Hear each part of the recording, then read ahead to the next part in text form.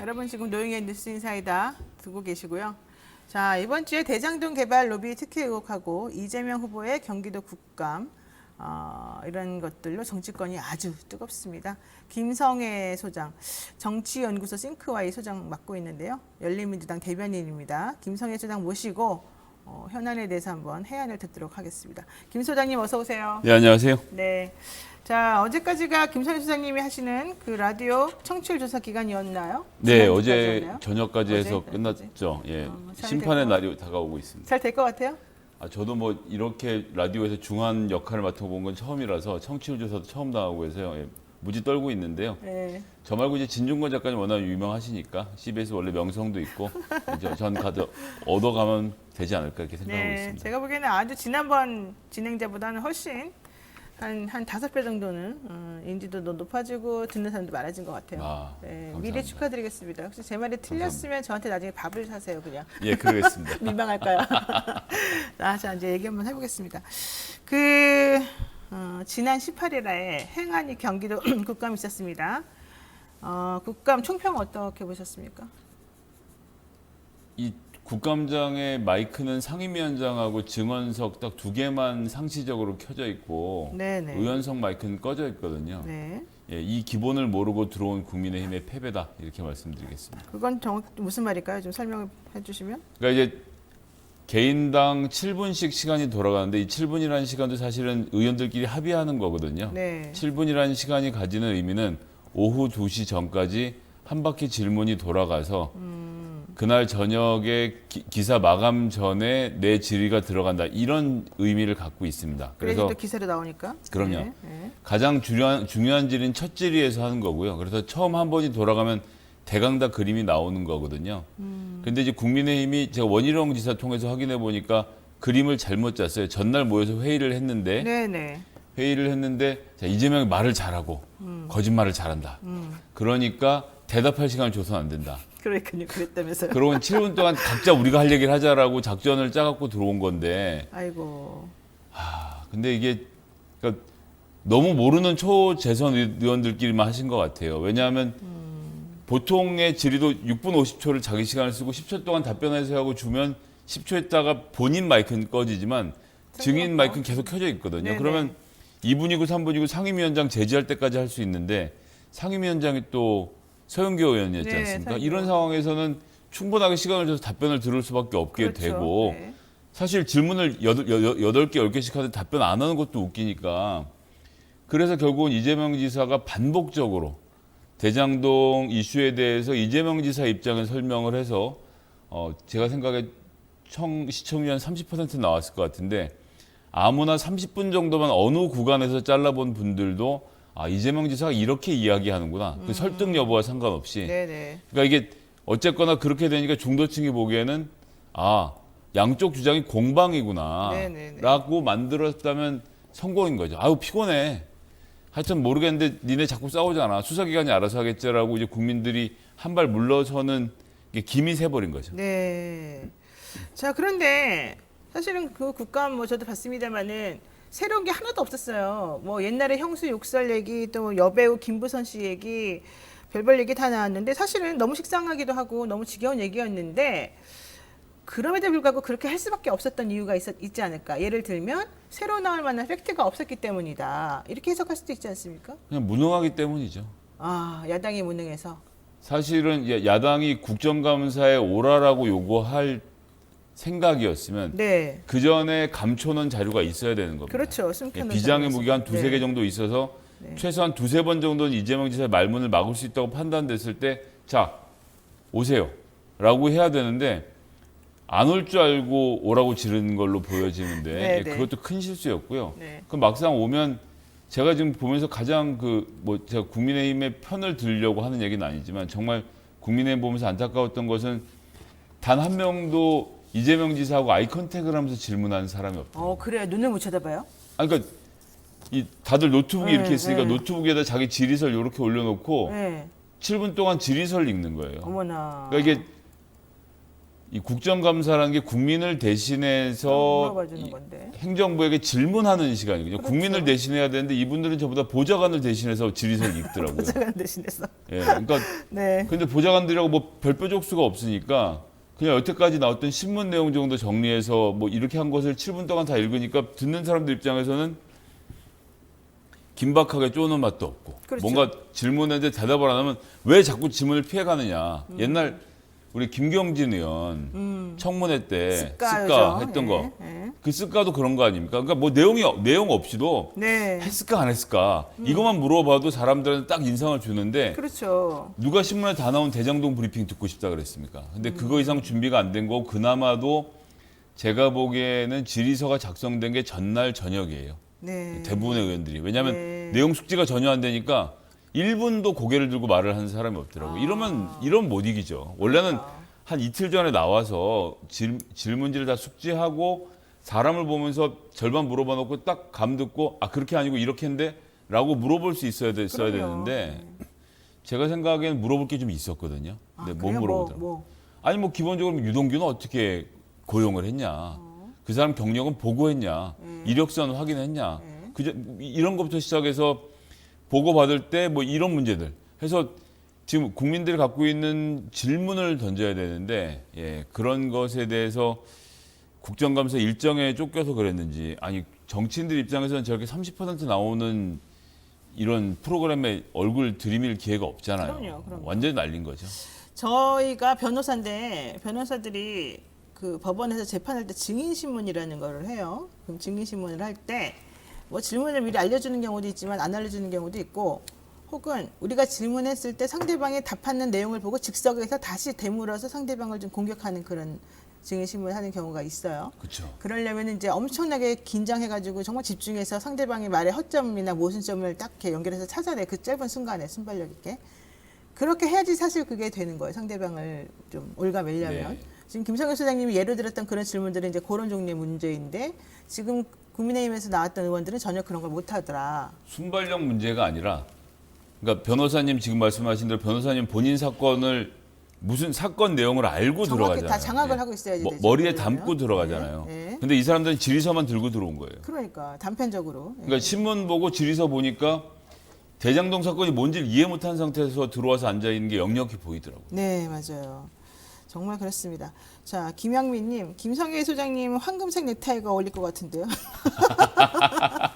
이제 황금색 넥타이는 없는데 한번 선물 구입하도록 들어오는지 보죠. 하겠습니다.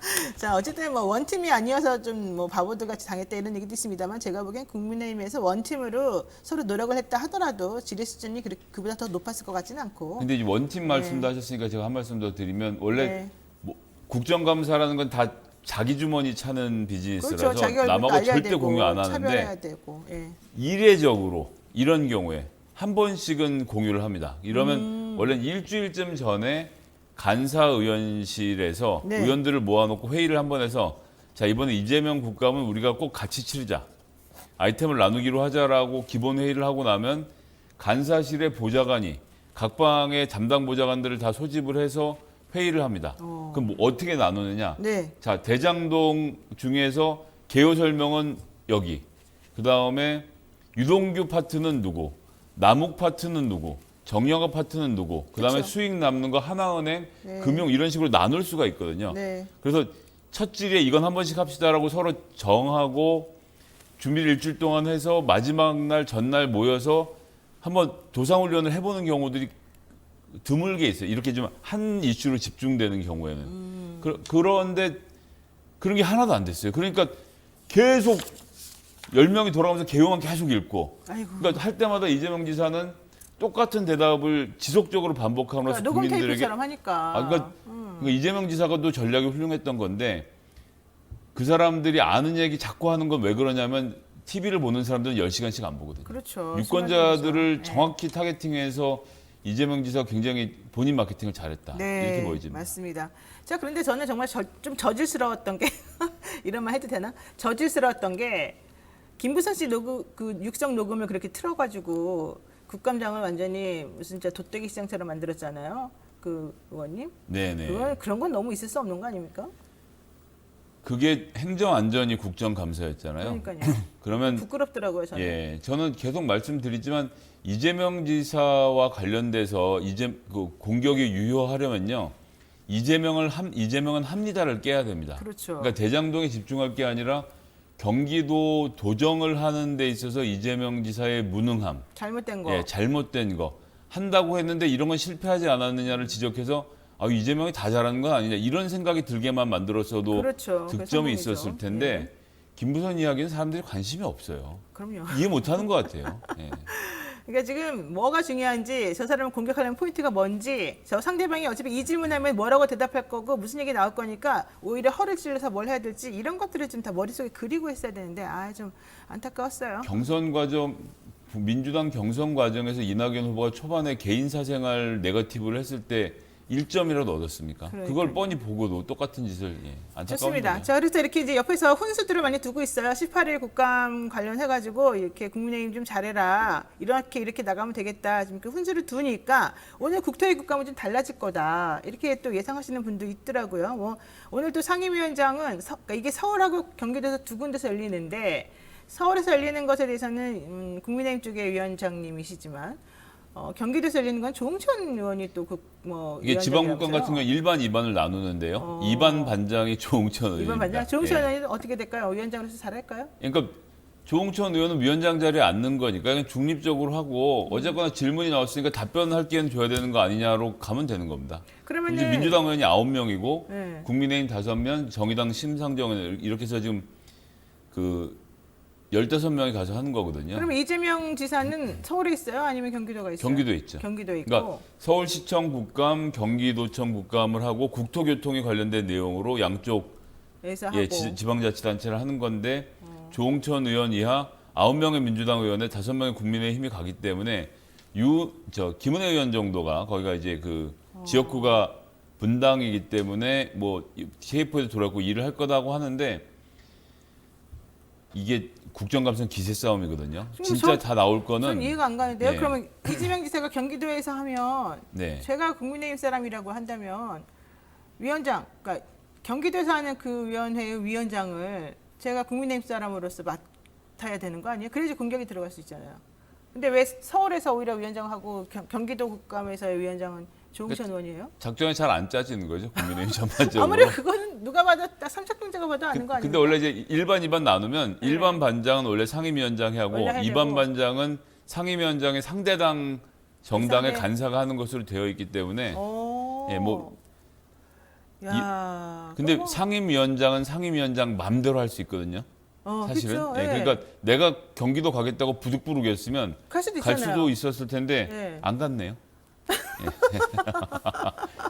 참네요. 아유, 뭐 오늘 국감 보나마나 뻔하겠습니다. 아니, 이게 사실은. 당연한 게 이제 기세 싸움에서 이기려면 사실은 네.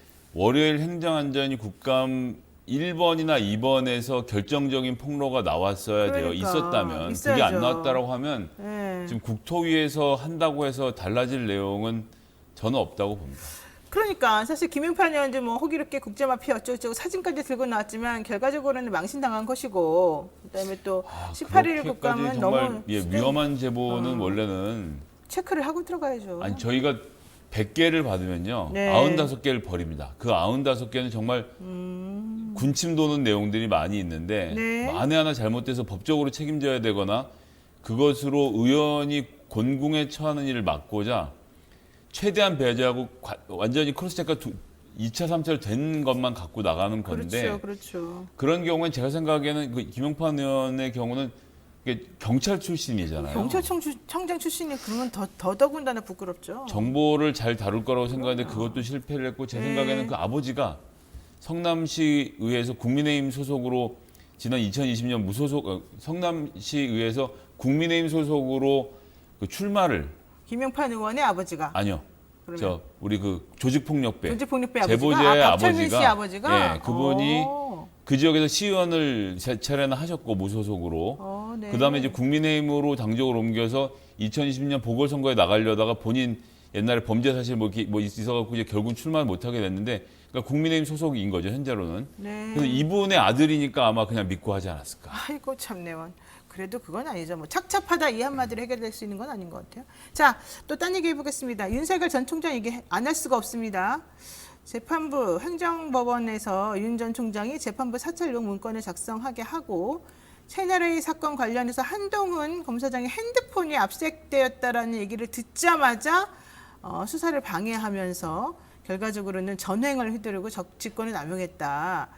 재판부는 이거는 매우 있을 수 없는 일이다 이렇게 얘기를 했습니다. 그러니까 이제 공수처에서도 한번 그걸 들여다보겠다라고 얘기를 하고 있는 것인데요.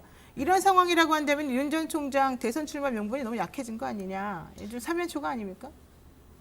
근데 본인은 그렇게 생각 안 할 거예요. 아, 정신 승리를 하시는 겁니까, 그분?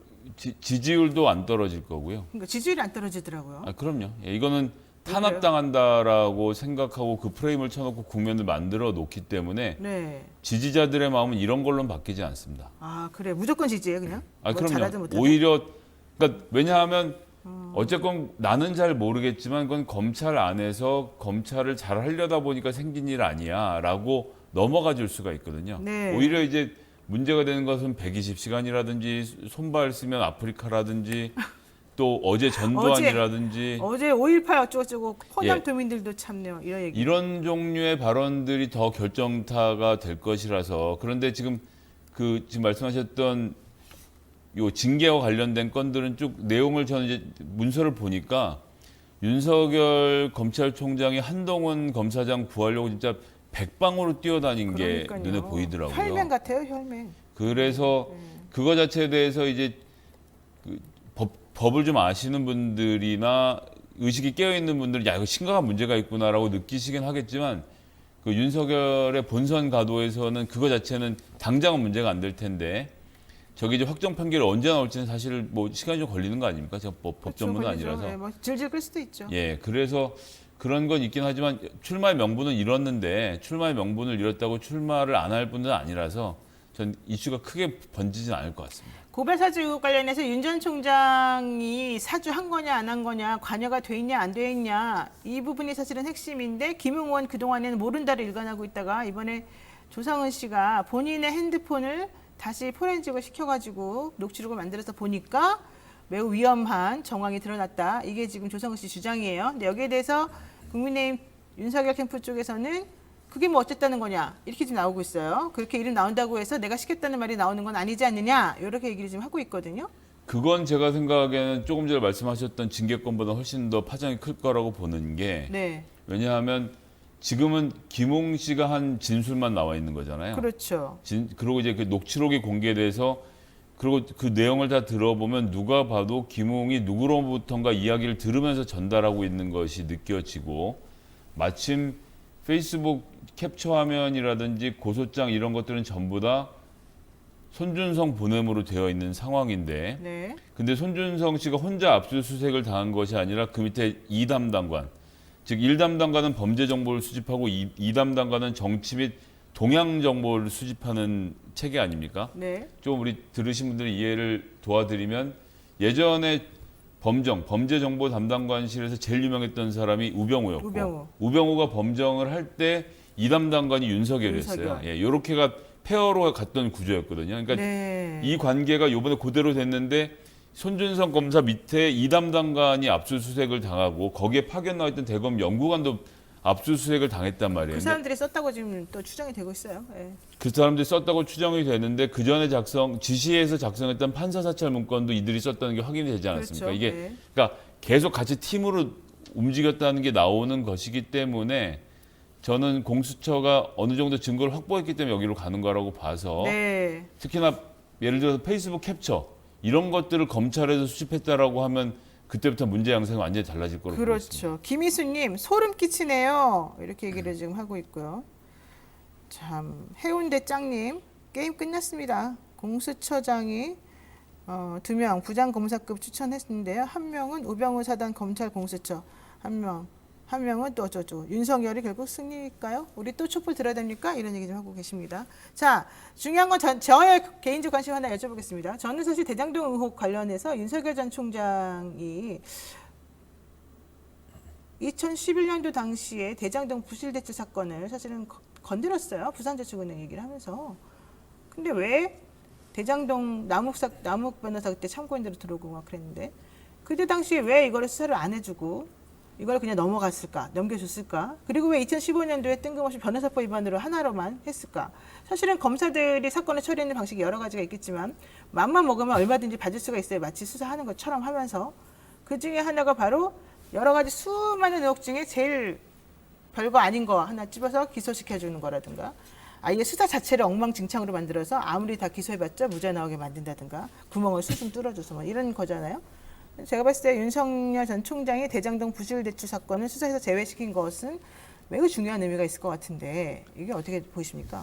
자, 뭐 전관 시장에 대해서는 변호사님 훨씬 더 잘 아시겠지만 기본적으로 검사들이 그러니까 공무원이라는 그 답답한 사회에서 버티고 있는 건 승진을 하기 위한 겁니다. 그렇죠. 그리고 한 단계 올라갈 때마다 전관에서 떨어진 액수가 달라져요. 그러다 이제 검사장 정도 가면 예를 들어서 아주 합법적으로만 해도 부산 고검장이었날까지 했던 황교안 씨 같은 경우도 나와서 법무법인 태평양에 가서 17개월 동안 17억 원을 받잖아요. 그냥 그렇죠. 그냥 겉으로 드러난 것만 해도 네. 이럴 정도로 승진이 굉장히 중요하거든요. 그런 상태이기 때문에 나가 있는 즉 전관 검사들, 변호사 시장에 나가 있는 사람들이 부탁하는 걸 안 들어줄 수가 없습니다. 여기서 그 돈을 버는 것이 이 사람이 돈을 벌어야 나도 은퇴하면 돈을 버는데 그렇죠. 이 구조가 돌아가는 상태에서 여기서 그 당시에 부산저축은행의 인척이었던 조모 씨가 어떻게 잘해갖고 1,100억 원의 돈을 대장동에다 끌어다 주고 본인은 8억 정도 받고 본인이 10억 3천만 10억 원의 3천이요? 예, 수수료를 불법으로 뗀 것으로 이제 수사망이 좁혀져 들어왔단 그렇죠. 말이에요. 왜냐하면 그때 부산저축은행 부실대출 6조를 수사를 하면서 막 여러 건들을 뒤졌는데 이게 제일 웃기는 거는 수사가 시작되기 직전에 가장 직전에 했던 PF 대출 건이었고 그랬죠. 불법이었고 네. 근데 이 건을 이 사람이 불안해지니까 그러니까 입건이 된 것도 한데 불안해지니까 김만배 씨가 평소에 친분이 있던 분인데 김만배 씨한테 누구 좀 좋은 사람 소개시켜 달라고 그렇죠. 하니까 머니투데이 법률팀장했던 김만배 씨가 박영수 이 특검을. 변호사를 네, 그 당시 당신 변호사를, 변호사죠. 네, 아 이분 저 중수부 있었고 특수부 다 잘하니까 소개시켜줬죠. 그리고 여기서 우리가 충분히 짐작해 볼 수 있는 게 당시 주인 검사가 윤석열 검사니까 아 이 형님이 또 이렇게 해서 다 연결이 되는 분이라고 소개하지 않았을까 뭐 추측입니다만 그래서 이분이 소개를 받아서 박영수가 변호사가 되고 나서 가장 최근에 있었던 잘못된 부실 대출인데 이 건은 넘어가고 그 전에 있었던 440억 같은 경우는 돈을 다 변제했음에도 불구하고 실형 선고를 받았거든요. 네. 그런데 요건만 딱 피해서 도망을 갔죠 그때는. 그랬죠. 그 윤석열은 자기가 다 했는데 그 뭐 액수가 작아서 못 받다라고 할 수 있는 액수는 아니지 않습니까? 아니죠. 그리고 더 웃기는 건 결국 이분이 이 건으로 2014년에 기소가 돼서 징역 2년 6개월의 실형 선고를 받고 복역을 해요. 그렇죠. 그 사람. 이렇게 놓고 보면 그러니까 전관 변호사, 검사, 특수부가 어떻게 이 사건을 무마하는지를 보여준 좋은 사례 중에 하나가 아닌가라고 네. 생각을 합니다. 자, 그런데요. 자, 남 변호사 어쨌든 그래서 이러저런 의혹 끝에 2015년도에는 어쨌든 변호사법 위반으로 들어가는데 그 중에서 무죄가 나오게 된 결정적 이유 중에 하나가 8억 3천만 원이라고 하는 돈을 유동규 씨에게 줬다라고 하는 혐의 중에서 뭐 혐의도 그것도 있지만은 또 이제 이 씨라는 사람으로부터 자기가 또 8억 얼마를 받았다는 거예요. 받았는데 그 돈 어디다 썼느냐 이제 이걸 물어보다 보니까 대장동 주민들에게 법률 자문을 해주는 데 썼다 이러면서 대장동 주민들에게 법률 자문했다는 거를 또 확인하고 그분들의 증언이나 진술 같은 거 받아야 되기 때문에 주민들을 모아다 놓고 예행 연습을 시켰다. 이게 지금 어제 나온 얘기 보도거든요. 그래서 결과적으로 이거 위증 모의했다 변호인들하고 같이 이것까지 지금 나와 있어요. 그렇다라고 한다면은 이번에 영장 청구를 지금 검찰이 안 한 거, 그리고 또 예전에 정재창 씨라는 사람하고 같이 돈을 모아서 유동규 씨에게 뭐 뇌물 줬다라고 하는 것도 빠진 거, 물론 시효는 지났습니다만 이런 여러 가지 것들을 산적해 있는 것, 또 내지는 50억 클럽에 있는 2명에게 50억을 줬다라고 지금 얘기를 하고 있는데 그것도 역시 안 건드린 거. 근데 왜 영장 청구를 안 하느냐? 이거 좀 이상하지 않아요?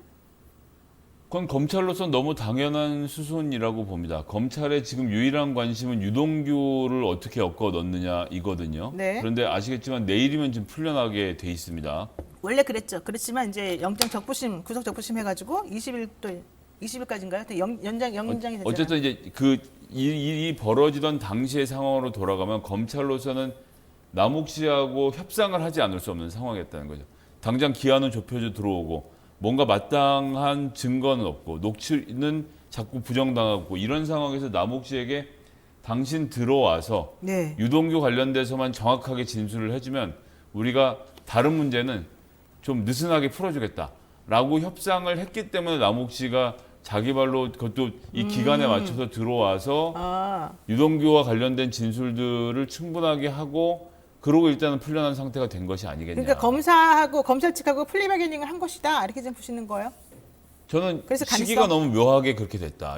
아. 그러니까 지금 말씀하신 대로 이제 구속적 부심이 어제 된 거지만 네네. 검찰이 일주일 전으로 한 열흘 전으로 돌아가서 검찰이 급박한 상황을 생각하면 뭐라도 해서 남욱을 데리고 들어왔어야 되는 입장이거든요. 네네. 그러니까 우리가 이렇게 해줄 테니 걱정 말고 일단 들어와서 네. 성실하게 수사에만 임해달라라고 얘기를 하고 네. 남욱 씨가 유동규와 관련된 진술들은 저는 좀 했을 것으로 보고 네네. 이 그렇죠. 10년대는 사이도 안 좋은데. 쭉 이 대장동 사건을 보면 이강길 C7 네, C7 예, 이강길 부터 대표. 시작해서 그때 네. 남욱 정영학이 옆에 붙어 있다가 자기들이 주도권을 잡았다가 남욱 씨가 구속이 되면서 주도권이 김만배로 넘어갔다가 다시 남욱 정영학으로 넘어가는 지금 이 싸움의 한중간에 있다라고 그렇죠, 보거든요. 그렇죠. 그게 지금 액수가 너무 커서 그런데 결론적으로 이 모든 게 끝나고 300억만이라도 내 손에 쥘 수 있으면 좋겠다라는 생각으로 지금 다들 죽기 아니면 살기를 싸우고 있는 것이기 때문에 이 앞으로의 일은 진행되는 과정을 좀 봐야 될 것 같습니다. 지금 시간이 없어서 계속 못 물어보는데 하나만 확인 좀 할게요. 저는 궁금해서 그래요. 지금 남욱 씨가 50억 클럽의 명단 7명, 나 그 명단 안다. 그 사람들 맞는 것 같다라고 얘기하고 그 중에서 50억 클럽에 있는 그 사람들 중에 2명에게 돈이 실제 전달됐다. 이렇게 얘기를 했어요. 왜 그 사람들에게 돈을 꼭 줘야만 됐고 이번에 전달됐다는 그 돈을 받은 2명은 도대체 누굽니까? 곽상도 의원이 받은 겁니까? 그러면은 곽상도 의원은 그 퇴직금으로 받았다라고 봐야 되겠고 한 사람은 누군지 뭐 퇴직금으로 받은 거를 이제 남욱이 그렇게 말한 거다. 예, 이렇게 뭐 보는 그렇게 거죠? 말했다라고 봐야 오, 되겠고요. 네. 근데 그 7명은 그러니까 지금 구조가 남욱 정영학에서 김만배로 넘어가는 구조에서 김만배가 이 판을 짜고 네. 본인이 6천억을 먹은 거 아닙니까? 쉽게 네, 얘기하면 네, 네. 이쪽은 다 1,000억씩 먹고 네. 역할이 달랐다라고 보는 거고요. 그러니까 7명 짜는 것도 김만배가 위주로 짠 거고 자기들을 보호해주는 명분으로 짠 것 플러스 그다음에 이 사건 이 대장동 개발 초기로 다시 돌아가면 특히나 이번 건 2015년 건에 대해서 이 사업을 믿고 몇백억 단위의 투자를 해줄 전주가 필요했는데 네. 이 전주를 누가 끌어왔느냐가 지금 아직 밝혀져 있지 않은 상태인데 저는 지금까지 거론되지 않았던 인물들 중에서 거론될 가능성도 있다고 보고요. 네. 이 전주에 대한 보상과 전주 등을 포함해서 한 것이 아니겠는가. 네. 야, 말은 바로 하자님, 플레이바게닝 짜고 치는 고스톱입니까? 아, 이렇게 얘기하시는데 저도 지금 짜고 치는 고스톱 느낌이 조금 난다. 이 말씀 드리고 싶습니다. 네, 오늘 지금 시간이 없어서 여기서 마쳐야 될 것 같은데요. 김상우 소장님은 제가 다음에 또 조만간 한 번 더 모시도록 하겠습니다. 나오실 거죠? 다음에? 아, 그럼요. 반갑습니다. 자, 김성애 열린민주당 대변인과 함께했습니다. 오늘 말씀 고맙습니다. 예, 감사합니다.